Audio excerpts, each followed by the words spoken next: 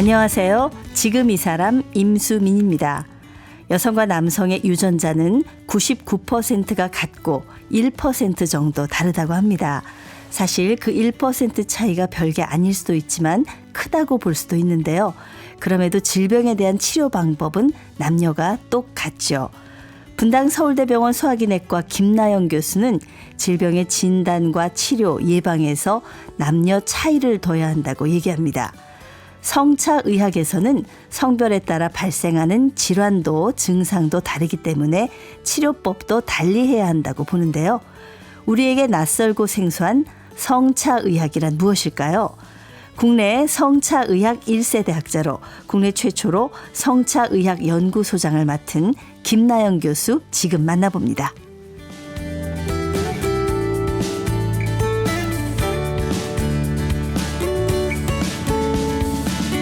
김나영 교수님 나오셨습니다. 안녕하세요. 네, 안녕하세요. 네, 제가 국내 첫 성차의학연구소 소장님이다 이렇게 소개를 해드렸는데 일단 좀 많은 분들이 생소하실 것 같아요. 성차의학이라는 말에 대해서 좀 설명을 해 주시죠. 네, 성차는 성별 차이를 이제 압축해 성차라고 하는 건데요. 일단 이제 이해가 어려우니까 우선은 간단히 하게 되면은 질병의 진단, 치료, 예방에 성이나 젠더적 차이가 미치는 영향을 연구하는 분야이고 실은 성차의학이 좀 어려운 단어이긴 하지만 이미 많이 해왔습니다. 근데 그거를 맞춤의학 또는 정밀의학이 이제 대두가 되면서 그 가장 중요한 요소로 성차가 중요하다 이렇게 이제 대두가 됐습니다. 아, 그렇군요. 이 유전자적으로 여성과 남성의 차이가 어느 정도인가요? 그래서 거기에 대해서는 학자들 굉장히 관심이 많아가지고 이제 그 제놈 그 연구가 이제 굉장히 활발해진 다음에 이게 밝혀졌는데요. 2005년에 이제 굉장히 그 유명한 학회지 네이처가 있습니다. 근데 거기서 여성과 남성의 유전적 차이는 1%라고 발표를 하니까 차이 없네 이렇게 생각을 했었죠. 근데 이제 그게 많이 달라진 게 그 이후에 후속 다른 침팬지와 관계를 연구한 그 지놈이 이제 발표가 되면서 그게 1.2%라고 하니까 이제 완전히 뒤집어진 거죠. 잠깐만요. 네. 남자랑 여자가 유전적인 차이가 1%인데 침팬지하고 인간의 차이가 1.2% 차이. 네. 그 정도의 거리가 있는 건가요? 네, 남자와 여자 그렇죠. 사이에가. 네, 그러니까 이제 1% 그러면은 당연히 뭐 있을 수 있는 차이라고 생각을 했는데 우리가 침팬지 보면 전혀 우리하고 같은 어떤 동물이라고 할까? 이제 그렇게 생각을 안 되는데 유전적으로 1.2%밖에 차이가 안 난다라고 이제 발표하면서 이제 과학계에서는 굉장히 경악을 한 거죠. 그러면 남녀 차이는 굉장한 차이다. 이제 이렇게. 엄청난 거네요. 네, 그렇죠. 네. 예, 뭐 화성 금성 얘기가 괜히 나온 게 아니었네요. 네, 그리고 특히 이제 뇌가 많이 달라서 감수성이랄지 기억 능력 이런 게 굉장히 다르다는 게 발표되면서 굉장히 이제 이해하게 됐습니다. 네. 남녀가 왜 소통이 어려운지에 대해서. 아, 그렇군요. 네.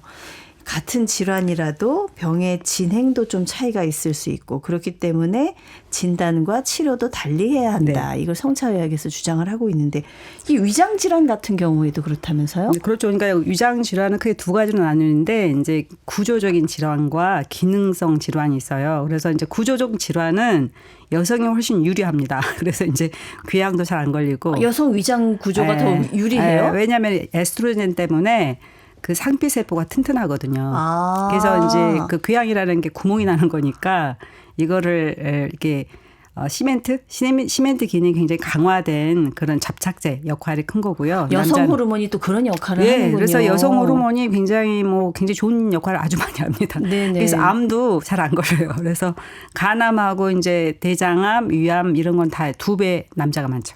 예, 그렇군요. 근데 이제 그거는 반면에 스트레스에 굉장히 예민합니다. 그래서 이제 뇌 구조가 스트레스를 민감하게 받아들이고 수용체가 많아서 스트레스 많이 느끼면 그걸 억제를 하는 기능이 남자는 탁월한데 여자는 그게 없어요. 그러니까 이제 계속 스트레스를 온몸으로 받을 수밖에 없는 거니까 이제 기능성 소화불량증, 과민성 장증후군, 변비, 설사 뭐 이런 게 굉장히 많이 2배 정도 있는 거죠. 아, 이게 스트레스 잘 받고 여성들이 예민한 게 다 구조. 이유가 있었군요. 네, 그건 성차이죠. 이제 젠더는 스트레스 많이 받게 하는 상황인 거고 이제 성차는 이제 그 뇌 구조라든가 호르몬 뭐 이런 차이에 의해서 예민할 수밖에 없는 상황이니까 이제 그거를 이해해야 됩니다. 네, 네, 네.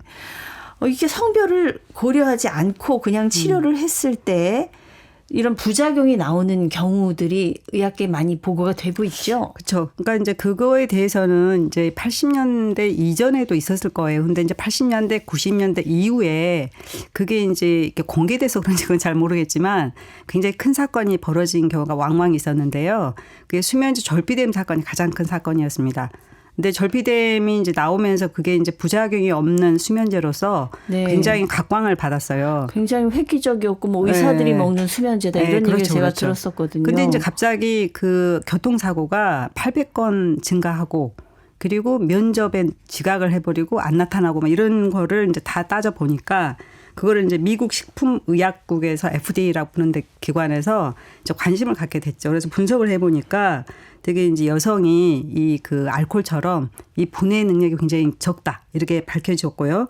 그래서 이제 처음에는 10mg 먹으라고 이제 그 가이드라인이 나왔었는데 10mg 먹고 여성의 이제 15% 그리고 남성은 3% 정도가 복용 8시간 후에도 농도가 그대로 있어가지고 그 농도를 네. 가지고 가지고 있으니까 뇌가 잘 작동을 할 수가 없는 거죠. 그래서 주의력 장애 있고 그래서 운전할 때 특히 이제 지그재그로 해가지고 옆에 있는 차에 부딪혀 버린다든지 뭐 몽유병처럼 이제 차에 누워 있는다든지 뭐 이제 이런 식의 사건이 굉장히 많았다고 합니다. 그래서 이 약효가 여자가 훨씬 오래 간다는 그렇죠, 거죠. 그렇죠. 네, 그거를 이제 지방이 여성의 이제 구조가 네. 남자는 지방이 적은 반면 여성이 지방이 많은 거 구조를 가지고 있는데 그게 지방이 녹아 있다가 사라질만 하면 이게 계속 유출이 되면서 혈중 농도를 올리는 거니까요. 그 약성분이 지방에 녹는 네, 성격이 친지질성. 있군요. 네. 여자가 지방이 많으니까 오래 남아 있는 거군요. 네, 그렇죠. 그러니까 그게 이제 빨리 분해가 돼서 사라져야지 이제 그 다음에 정신도 돌아오고 뭐 이렇게 하는 건데 네. 그게 잘 안 됐다는 거죠.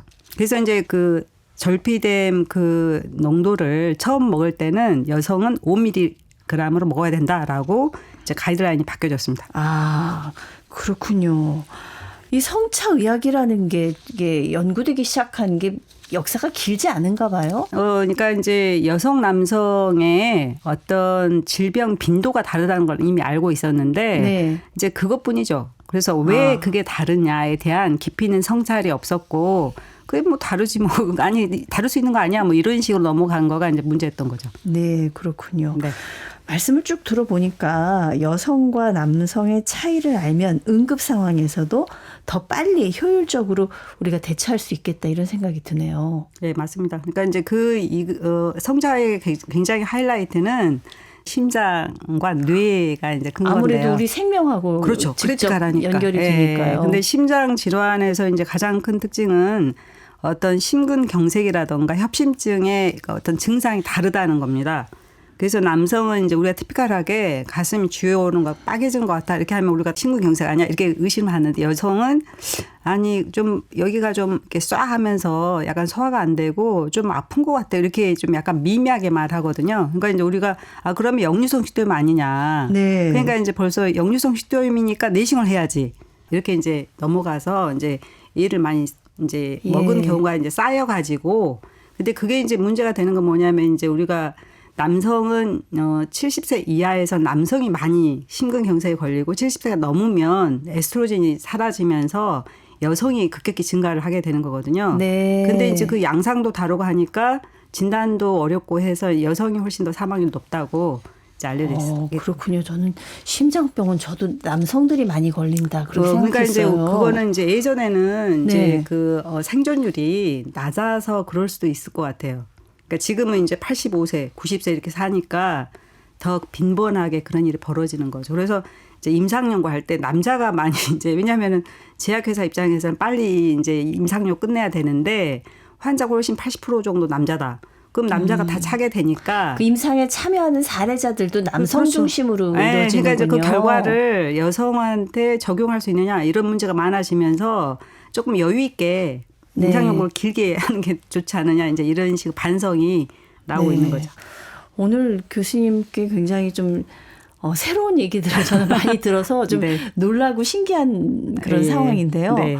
언제부터 이렇게 성차의학에 관심을 갖고 교수님은 연구를 하게 되셨는지요? 그래서 저도 이제 사람한테는 인생의 어떤 전기라고 할까요? 이제 그런 게 있는데 2014년에 제가 이제 한국여자의사회 학술이사였기 때문에 예. 네, 이제 그때 2014년에 이제 워크숍이 스탠포드 대학에서 있다고 하고 제가 마침 UCLA에 단기 연수를 7주 가게 됐는데 그 기간에 가게 됐어요. 네. 그래서 그때 회장님 저한테 이제 같이 가자고, 왜냐하면 소화기내과니까 제가. 예. 그래서 이제 성미경 교수님이 이제 식품영양 숙대 식품영양학과 교수님들 이제 대장암으로 박사학위를 받았대요. 그래서 저는 이제 소화기내과 의사지만 그렇게 대장암이 성차 뭐 이런 거 잘 개념도 없고 그냥 남자가 많이 걸리는 거예요. 이 정도 알고 있었는데 이제 그 선생님이 도와달라고 하고 발표 자료를 한번 준비해 보라고 하더라고요. 그래서 준비를 쭉 해보니까 왜 이게 굉장히 성차가 있고 너무 재밌다. 그 암이 대장암이 여성하고 남성이 발병하는 위치가 좀 다르고. 차이가 있다는 거를 네, 그러니까 이제 그거는 이미 좀 발견하셨다고요. 알려지고 그때 예. 이제 소화기 학회에서도 발표가 되고 뭐 그랬었는데요. 제가 한 거는 이제 마우스 모델로 했었어요. 대장암이 생기는 모델. 이제 사람으로 하면 굉장히 힘들고 오래 쥐? 걸리니까 네. 네, 마우스 이제 작은 쥐. 네. 네, 이제 마우스에다가 이제 처음에는 에스트로겐을 수컷 쥐에다 미리 주는 거죠. 염증과 동시에 이렇게 주니까 2분의 1로 줄더라고요. 에스트로겐 주니까 네네. 대장암 발생이 줄고 그다음에 위치가 또 달라요. 그래서 이제 그 수컷쥐는 왼쪽에 많이 생기는 반면에 이제 암컷쥐는 오른쪽에 많이 생기는데 이것도 사람하고 유사하는 거거든요. 왜 그 위치 차이는 왜 나는 건가요? 그러니까 이제 그거는 기전 때문에 그러는데요. 대개는 이제 왼쪽에 나타나는 거는 염색체 차이가 유발하는 걸로 돼 있고요. 오른쪽은 불현성체의 불안정이라고 하는 좀 어려운 거 있는데 그리고 네. 메틸화가 주로 유발하는 건데 거기에 이제 에스트로겐이 이제 관여를 하는데요. 여성 호르몬이 거기에 관여하는데 관여하는군요. 이제 알파 베타가 있는데 좀 어려워요. 어렵네요 오늘 많이. 그러니까 예. 알파가 이제 많을 때 암이 걸리는데 오른쪽에서 그 현상이 일어난다는 거죠. 아 그렇군요. 네. 그러니까 한 10년 되셨어요. 이 성차의학에 관심을 가지신 게. 그때는 사실 국내에서 공부하신 분이 거의 없었던 것 같고 아무것도 없는 상황에서 연구를 어떻게 하셨는지요? 근데 이제 그거는 그렇게 어려운 게 아니라고 저는 감히 말하는데요. 네네. 왜냐하면은 의학이 그렇게 만만한 분야는 아닙니다. 그래서 이미 오래전부터 남녀 차이에 대해서 많이 기술이 되어 왔어요. 그래서 이제 뭐 유암은 남자가 2배 뭐 이런 건 다 있었지만은 그게 왜 그런지에 대해서는 일부 학자들이 이제 해왔고 그거를 조금 더 구조화한다고 할까? 시스템하게. 네. 그거를 만들고 하는 그런 과정이 없었을 뿐이지. 그러니까 그거를 자료를 많이 모아가지고 왜 그러는지 이렇게 조각조각 흩어진 거를 모아서 이제 시나리오를 만들고 이제 그런 거 하고 그다음에 또 하나는 이제 제가 가지고 있는 데이터를 과학에는 남녀로 하지 않았어요. 그냥 한꺼번에 분석을 했는데 그러면 한번 이거 펼쳐서 데이터 있고 이제 연구비도 적으니까 그럼 남녀로 나눠보자. 그러니까 굉장히 크게 이제 나오게 되는 거고 또 연구비 받아서 이제 동물 실험 해보니까 확연한 차이가 나타나니까 그런 식으로 이제 주위에 설득을 했죠. 그러니까 네. 주위에 이제 나는 이러는데 그리고 이제 저희가 분당 서울대병원에 코아 연구회가 있어요. 그래서 성차에 대한 코아 연구를 만들어서 우리가 이제 뭐 장내 세균에 대한 거라든지 알코올에 대한 거라든지 뇌 질환이라든지 이런 거를 각각이 이제 발표를 시켜보는 거죠. 네. 그러면 이제 거기서 우리가 한번 연구를 같이 해볼까? 그러면 이제 융합 연구가 되는 건데, 그럼 이제 성차를 더 깊이 해서 만드는 이제 융합 연구를 해가지고 이제 연구를 하고 발표하니까 이제 같이 이제 하는 선생님들은 재밌다고 그렇게 해서 이제 발전해 온 것이죠. 네. 그래서 제가 가장 결정적인 거는 책이에요.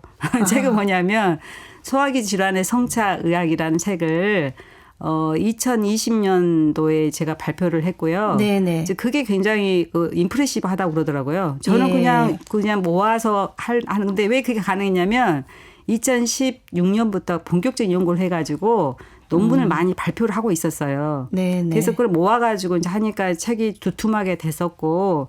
그걸 보니까 이제 옆에 있는 선생님들이 그러면은 세계에서 최초로 왜냐하면 소화기학의 성차는 그렇게 알려져 있지 않거든요. 그러니까 세계 최초의 교과서를 만들어 보는 게 어떠냐고 저한테 제안을 해서 이제 제가 이제 스프링거라는 회사가 있거든요. 유명한 교과서 만드는 회사로 해서 2022년에 나온 겁니다.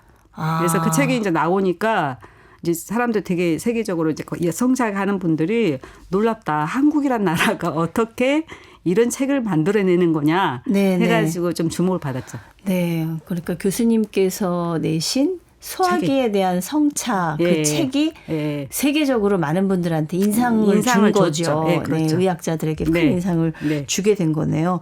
이 성차의학 관련 과목도 의대에 처음으로 개설하셨다고요? 네, 그렇죠. 그러니까 이제 결국은 성차의학이라는 거를 더 뭐랄까 발전을 시키려면요.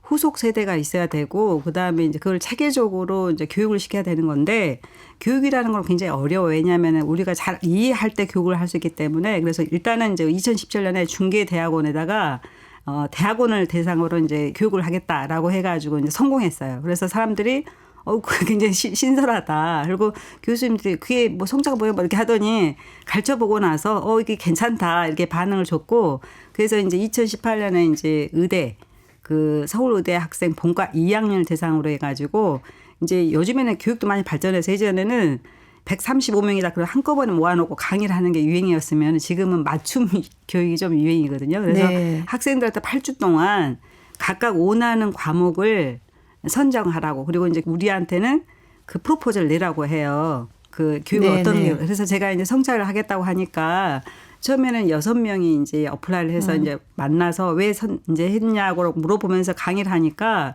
제가 좀 이게 충격을 받은 게 사실 내용이 빈약했어요.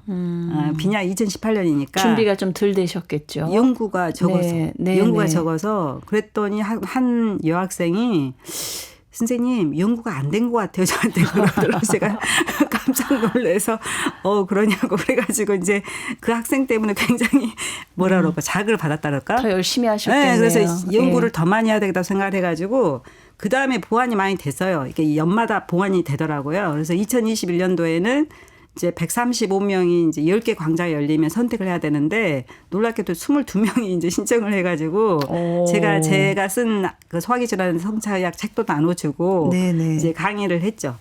그렇군요. 우리 학생들이 이제 관심이 높아지고 있는 단계네요. 네, 그렇죠, 그렇죠. 의사분들의 반응은 어떻습니까? 의사분들은 이제 약간 제가 보기에는 저는 이제 항상 의사 선생님들을 선비의 비교를 많이 하는데 증거가 확실하지 믿잖아요. 증거가.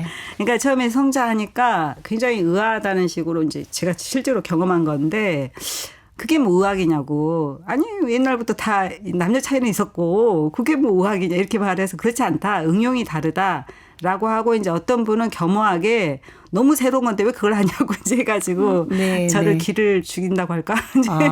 그래서 제가 이제 더 열심히 해야 되겠다 이런 생각을 하게 된 거죠. 네, 아직은 이제 초기 단계이기 때문에 가야 할 길이 먼 것 같습니다. 근데 사실 그 교수님이 여성이시고 이제 성차의학을 연구한다고 하니까 이거 여성을 위한 의학 아니야? 성차의학? 이렇게 생각하시는 분들이 있을 것 같아요. 어떻습니까? 맞습니다. 그래서 이제 그 코리안 보그에서 보그 알죠? 잡지요. 거기서 인터뷰를 하러 왔어요. 네. 그래서 깜짝 놀라서 아니 보그라는 데서 왜 이런 거에 관심을 가지세요? 이건 의학이에요. 그랬더니 젊은 여성이 좋아해요. 그러더라고요. 그 잡지가 젊은 여성이 많이 보는 잡지래요. 근데 제가 이제 매스컴에 가끔 남녀 차이 있어요. 뭐 이렇게 하고 그 다음에 이제 책도 내고 뭐 이렇게 하니까 이제 젊은 여성들이 관심을 갖는다고 그래서 제가 이제 말했죠. 이거는 성차의학은 여성의학이 아니다. 그러니까 어떤 그 페미니즘하고 다르다라고 말을 했고요. 그 다음에 이제 성차의학 막 강의를 하면 사람들이 성차의학이 뭐야? 그러니까 결국 산부인과학이야? 이렇게 말하는 경우도 있어요. 근데 그게 아니고 성차는 남녀 질환이 같이 있는 질환만을 대상으로 해요. 그러니까 이제 자궁암 이건 성자가 아닙니다. 여자한테만 있으니까. 그렇죠. 그다음에 전립선암 이거 아니죠. 그건 남자한테만 있으니까. 그렇지만 신장암 이건 관계 있는 거죠. 그러니까 이제 남녀 차이에 대해서 조금 더 깊이 하는 거여서 지금은 이제 사람들이 많이 이해하게 되고 결정적인 계기는 뭐였냐면 이것도 책이었는데요. 2022년에 소화기 질환 말고 임상 영역에서 성차의학이라는 임상 영역 골고루 하는 예를 들면 심장 뇌, 치매, 뭐 우울증 뭐 이런 거 다 들어오는 그 책을 이제 발표를 했는데 그게 이제 그 젠더혁신센터하고 의학한림원의 도움을 받았거든요. 그랬더니 이제 그 의학한림원의 원장님이 굉장히 이거는 새로운 학문이고 좋은 거라고 하면서 저한테 이제 뭐 심포지엄 열게 해주시고 관심을 많이 표명해 주셨어요. 그러니까 이제 이게 이제 뭐냐면 그동안에는 야사라고 할까? 네. 일부에서 이제 영향을 주는 그런 약간의 메아리라고 하면은 이건 그러니까 무대에 쓴 거예요. 그러니까 의학한림원 되게 힘들거든요. 거기는 네. 이제 굉장히 석학들만 모이는 그 자리에 제가 정식 등단을 저도 의학한림원 회원이었어요. 네네. 그렇지만 그 선생님이 그렇게 이제 저를 소개를 해주고 이제 판을 깔아준 거죠. 그전에는 소화기내과로 이제 한림원 회원이셨는데 이 네. 성차의학으로도 또 자격을 받으셨다는 네, 얘기죠? 그래서 이제 자격을 받았다기보다는 네네. 이제 거기서 봄하고 가을에 학술 심포지엄을 여는데 네네. 정식으로 이제 성차의학이 탑픽이 된 거죠. 아, 거기서 주제가. 이제, 네, 그래서 기자도 오시고 해가지고 네. 성차의학 단어가 없다. 이제 그런 말도 하시고 도와주겠다. 그래서 굉장히 많이 도와주셨어요. 네. 그 성차의학이 발전을 하면 남성에게도 좀 유리한 게 있을까요? 그렇죠. 그러니까 네. 이제 그게 왜냐면은 되게 이제 가장 큰 그 영향을 주는 이제 의학자라든가 학생들한테 굉장히 영향을 주는 거는 뭐냐면 이게 남성에서 차이가 여성에서 차이가 반대일 경우에 평균을 내면 없어져 버려요. 어떤 얘기인가요? 그러니까 예를 들면은 이제 대학원 강의에 들어온 전공의가 있었는데 폐암에 대한 새로운 약이 나와가지고 그걸 분석을 했다고 해요. 그러니까 네. 약을 먹고 나서 얼마나 살았다. 6개월 살고 5년 살고 뭐 이런 거를 분석을 하는 그 네. 이제 연구가 있으면 그 새로운 약을 먹은 사람이나 안 먹은 사람이나 큰 차이가 없으니까 네. 그러면 이 신약은 뭐야? 이렇게 이제 생각이 되잖아요. 예. 근데 제가 이제 강의를 하면서 그 도표를 보여주고 이제 남자와 여자를 같이 분석하지 말고 나눠서 분석하면 네. 이게 차이가 반대로 나타날 수가 있다. 아, 반대로. 가령 뭐 남성한테는 효과가 있었는데 여성한테 효과가 없었다. 그럼 합치면 그냥 그거 없는 거죠. 그냥 네, 플러스 마이너스가 되는 그러니까 거죠. 이제 그죠. 왜냐하면 N수가 만약에 이제 그 참여자 수가 같다고 하면 근데 이제 그걸 강의를 듣고 그러면 나눠서 보겠다고 하니까 네네. 남자한테는 효과가 별로 없는데 여자는 효과가 좋았어요라고 이제 반대되는 그 결과가 나온 거죠. 네네. 그러니까 그거는 이제 성차를 감안해서 했더니 이 약도 살고 이제 이 전공의는 논문 발표해서 좋고 뭐 그런 식의 이제 경험이 있었던 거죠. 네네. 그래서 이제 되게 가장 크게 제가 또 하나 이건 배운 건데 이대 학생을 대상으로 해서 강의를 해봤어요. 그랬더니 이화여대 여대. 네, 그랬더니 이제 초대한 선생님이 유방암을 수술하는 분이셨는데 그 학생이 그러더라고요. 남자도 유방암 걸려요. 그러면 저한테 네. 왜 그건 연구 안 하세요? 저한테 그래요.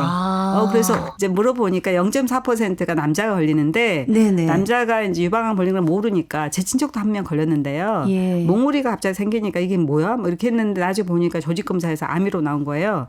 그때 이미 이제 그건 전이가 이제 임파선에도 가고 그 다음에 이제 호르몬 그 수용체가 이게 발현이 되거든요. 유방암에. 네. 그래서 이제 에스트로겐, 안드로겐 뭐 그런 그게 다른데 남자가 더 불리해요. 그리고 결정적인 거. 두 번째는 뭐냐면 이제 유방암을 치료하는 종양내과 후배한테 들었는데 그게요. 2차 항암제가 보험이 안 돼요. 여자는 되는데. 네. 근데 왜 그러냐고 물어보니까 보험 기준이 여성으로서 이렇게 나간다고 그래요. 여성으로서 유방암에 걸린 이쪽 나가니까 남성? 여성이 아니잖아. 그러니까 뭐 사업을 하든지 본인이 보험 안 되는 비용을 내야 되는 그런 게 있어서 네. 저희가 이제 연구하겠다고 하면서 가장 그거를 이렇게 많이 내세우고 있어요. 예. 남성 유방. 제도적으로도 좀 보완될 사항이 많이 네. 있는 것 같고요. 네. 지금 의학 분야도 굉장히 남성 위주로 지금 연구되고 발전되어 온 것 같은데 이제 성차 이야기 국내에서는 시작 단계잖아요. 네. 앞으로 어떤 지원이나 이런 것들이 필요하다고 생각하십니까? 그러니까 두 가지가 가장 큰 지원인데 하나는 연구비고요. 네. 하나는 학회의 발표가 굉장히 중요한 다리입니다. 즉 국가에서 남녀를 위한 대안이기 때문에 그걸 연구비를 많이 이제 푼다고 우리는 말하거든요. 네, 네. 주면은 연구를 더 많이 하게 되고 연구를 많이 하면 결과 좋을 거고 그렇게 하면은 이제 결국 치매 연구에서 가장 큰 건데요. 치매가 여성이 2배 걸린다고 해요. 2배. 남성보다 여성이 2배 2배. 걸린다 그러는데 지금 오래 살아서 그런 건 아닐까요, 아니, 혹시? 같은 여자가? 나이에서 여성이 많이 하는 거는 되게 이제 어렸을 때 네. 이제 약간 남녀 차이를 많이 집안에서도 네. 많이 하잖아요. 그리고 교육을 덜 시키고 그다음 취직을 덜 하고 이제 그런 여러 가지 어떤 자극권이라고 할까요? 네, 이제 많이 뇌를 사용하는 그런 어떤 위치에서 벗어난 부분이 많고, 그 다음에 이제 좀 안 좋은 거는 5명의 이제 이상 아기를 낳는 경우가 많았는데요. 네. 이제 그런 경우는 에스트로겐이 계속 출렁출렁 한다고 해요.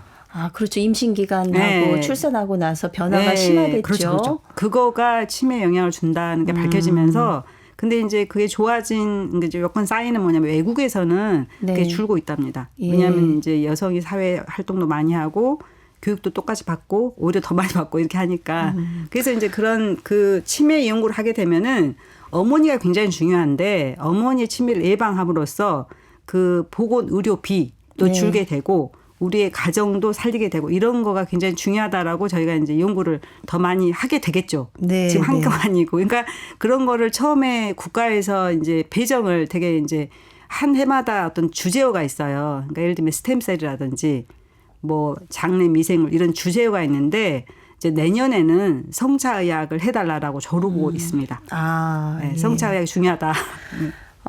실제로 이 진단도 중요하겠지만 교수님께서 혹시 치료에 접목하고 있는 부분이 있습니까? 이 성차의학. 그러니까 저는 이제 네. 그 접목하는 거는 아까 말한 대장암에서 이제 그 장 처치가 굉장히 그러니까 뭐냐면 그러니까 왼쪽은 직장에 가까운 거거든요. 그래서 네. 이제 장 처치가 왼쪽은 잘해 와요. 하지만 깊이 들어가면 뭐 이렇게 찌꺼기가 많이 남아 있다든지 막 이러는 건데 여성은 오른쪽에 맹장 있는데 많고 모양이 깐딱깐딱 놓쳐버리는 그런 이게 모양이니까 장 처치가 필수적이에요. 장 처치. 네, 그러니까 대장경 하기 전에 씻어 오는 거. 그러니까 여성한테 더 강조를 해서 잘 씻어야 된다. 그리고 이제 대장경 할 때 훨씬 더 잘 보고 이제 그런 거 하나 있고 이제 기능성 소화불량증이라도 과민성 장증후는 스트레스가 영향을 많이 주는 질환이에요. 네네. 근데 이제 거기 기전이 그러니까 남성 같은 경우는 이제 생략적인 거 굉장히 중요해요. 근데 여성 그게 아니라 어떤 정동적인 게 굉장히 중요해서 심리적인 게 더 중요하게 그렇죠. 영향을 끼칠 수 있군요. 그러니까 이제 우리가 환자한테 설명을 해드려요. 네, 남녀 네. 차이가 있다. 그렇군요. 오늘 사실 굉장히 좀 의학적으로 좀 전문적인 얘기도 나오고 깊은 얘기도 나와서 좀 어려운 부분도 있었지만 우리가 좀 한 번쯤 깊게 생각해 봐야 될 그런 부분이 아니었나 싶은 생각이 들어요. 우리 교수님은 성차의학 국내 첫 또 연구소장님이시지만 원래는 이 헬리코박터 파일로리균 이쪽에 우리 국내 최고 권위자신데 이 장에 대한 얘기, 이 얘기를 또 다음 시간에 모시고 얘기를 나눠봤으면 좋겠습니다. 네. 오늘 말씀 감사합니다. 네, 감사합니다. 국내 첫 성차의학연구소 초대 소장을 맡으신 분당 서울대병원 소화기내과 김나영 교수였습니다.